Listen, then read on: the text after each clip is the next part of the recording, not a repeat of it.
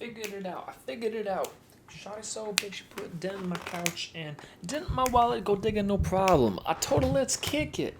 Karate. Yo, what's up, boys and girls? It's Swolelax here, and I'm back at it again with the video. Something a little different today. Oh, we figured it out. We've figured it out. Maybe. So the other day, TeamSamuraiX1 posted his 4th place regional Cyber Dragon deck profile, where he not only had a secretive combo, which we, exposed, but he also had 9 cards in a secret side deck. Now, a lot of people in the last video were saying if only they could find out what those secret 9 cards are, but luckily for you, I've got a theory, and I've got a few choices that I think might fit the bill. Now, I do have to reiterate, this is just a theory. We're stopping that joke before it gets too far. And by no means is this the official 9 cards, and by no means are any of these cards inside the side deck. It could be absolutely none of these cards. However, it could also be all of them. And the more I started thinking about this video and the more I started thinking about this list, the more it turned into less of an exposing of TeamSamuraiX1's side deck and more of a discussion of what cards are actually really good in this format. This video will be skewed slightly more towards the Cyber Dragon side deck, but you can easily modify this list to fit your own deck if you choose so. But without further ado, let's start off with some cards that I think could potentially be inside this secret side deck, but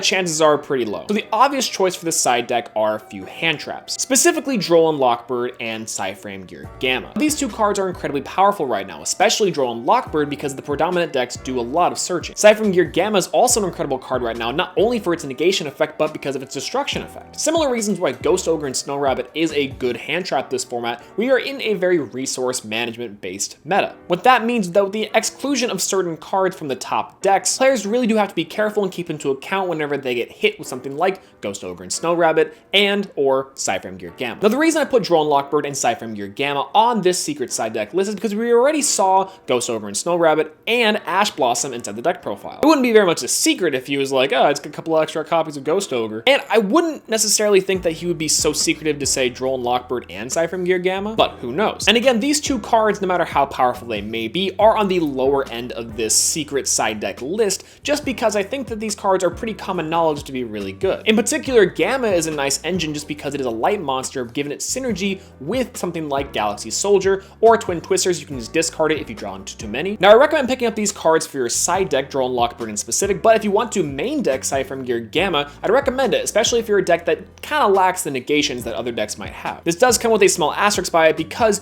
you don't necessarily want to flood your deck with Gammas and Driver, but assault's taste preference. If you think Ghost Ogre would be better, or if you have Ash Blossoms to spare, go for that instead. Now, the next cards I want to put on this list are trap cards for the deck. The reason why I specify trap cards in this specific scenario is because Cyber Dragons love to go second. Cyber Dragons can put up insane boards like nobody's business, and of course they are well known for their OTKs. However, they do slightly struggle going first because they do rely on your opponent's plane. They are a more reactionary deck, so to speak. In recent time, though, they do have a lot of materials and a lot of plays they can make that are reactive in setting up a nice negation board. Granted, if your opponent comes prepared, they can just, Chimera Tech it away. I'm not salty about that. But a lot of Cyber Dragon players right now are citing primarily to go first. Given this reason, I'm going to be listing off 2 cards in particular that I think are more likely to show up inside this secret side deck and also in other side decks you may encounter, in addition to having great control over a vast majority of the meta. These 2 cards are Goes in Match and Rivalry of the Warlords. Rivalry?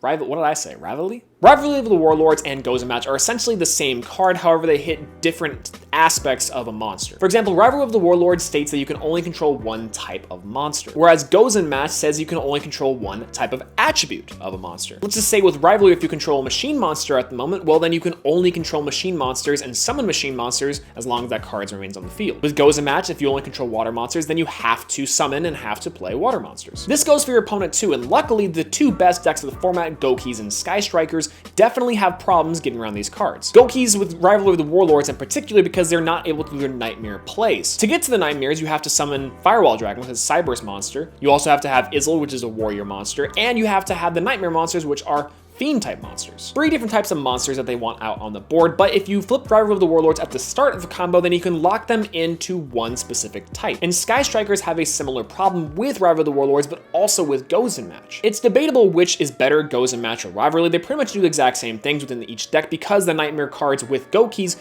do have different attributes as well, but it's essentially the same thing inside the Sky Striker matchup because All these Sky Striker Link monsters have different attributes. Hayate with wind, Kagari with fire, and Shizuku with water. They cannot freely swap between them, including Rei, which Rei is a dark type, I believe. These two cards would be great in Cyber Dragons, especially going first. Because Cyber Dragons primarily run machine type monsters, and with Gozen Mats they control light type monsters, you can still make a lot of plays as you would normally do because your deck is primarily monotype when it comes to both these two options. One thing I do want to mention is that the inclusion of something like Summon Sorceress or the Nightmare engine inside of your own deck can inhibit you in this one moment. However, if you play around it effectively and you use it at the correct timing, then you can stun your opponent more and just beat him over with your big dudes. Now, there are other trap cards you can side deck inside of Cyber Dragons. Red Reboot would be one of my suggestions, and it's a pretty good budget option. However, inside of this secret side deck, Sam did reveal 2 Red Reboots along with an Ash Blossom, so that card's out of the running for this. But if you're looking to pick up a cheap and effective side deck option for Cyber Dragons, or even for the Altergeist matchup or any decks that you may have that are primarily offense focused, then I do highly recommend picking up 3 copies of Red Reboot. And finally, we're on to the last category, which are 3 cards that I heavily believe to be inside of this Team Sam secret side deck.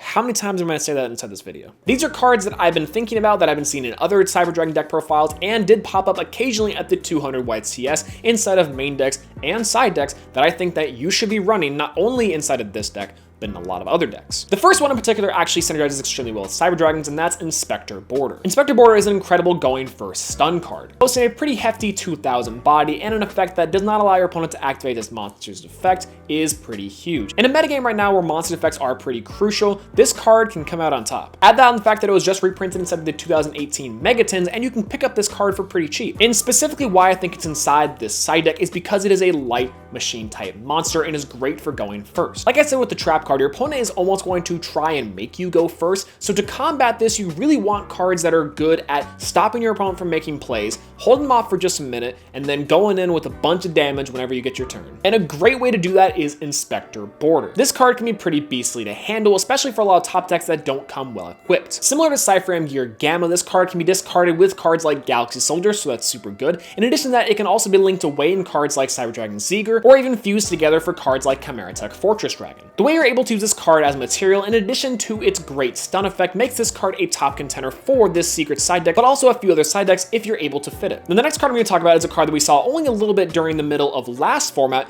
but did pop up at the 200 YCS in a lot of main decks and side decks. This card was supposed to be a substitution in a way to cards like Max C. If you know what I'm getting at, then you know I'm going to be talking about Shared Ride. Shared Ride draws you cards each time your opponent adds a card from their deck or from their graveyard. So decks that do a lot of searching are really inhibited by this card. Though not directly, because this card doesn't necessarily negate them or stop them from adding cards to their hand, like something like Thunder King Ryo or Droll and Lockbird, but it does force your opponent to either say, okay, do I want to give him more resources? Do I want to give him more ways to deal with my board?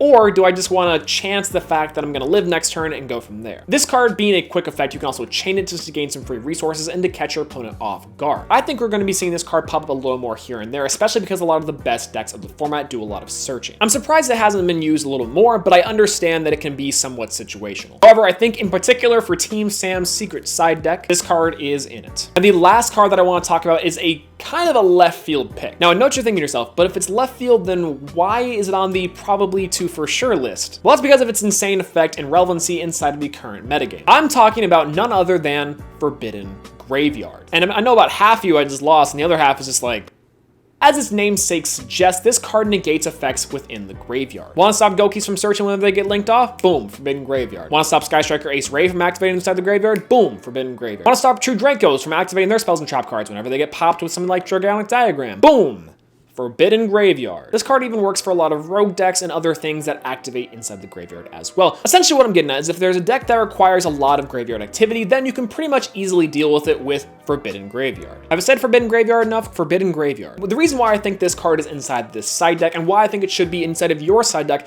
is because it does handle a lot of meta threats. However, I think with skilled play, good timing, and the fact that this card can deal with spells, monsters, and trap cards inside of the graveyard, a fine contender and kind of a small sleeper that you should be considering. In addition to that, I firmly believe that Sam put this card inside of his deck as it was the spice that he may have been talking about. And like I said at the beginning of this video, we may never know what these secret cards are, and it could be none of these cards, or it could be all of them. But I don't know, maybe it's just me. Now, I do have to reiterate that this is just a theory. Nope, done, that was the second time. And these cards are not necessarily confirmed, but what do you guys think? Do you guys think these card choices are right? Do you think I'm spot on? Has he released the video yet? I don't know. It's not the future. Let me know in the comment section down below what you guys think of these side deck options and tech choices that you are running to combat this insane game we call Yu-Gi-Oh! If you guys like the video, make sure to leave it a like. If you want to see more, please subscribe. Got more videos coming in the pipeline, so stay tuned for that if you want to.